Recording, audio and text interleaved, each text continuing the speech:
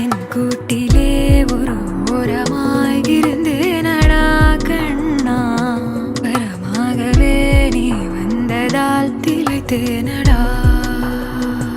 திசையின்றி நான் தேடி திரிந்தேன் தனியா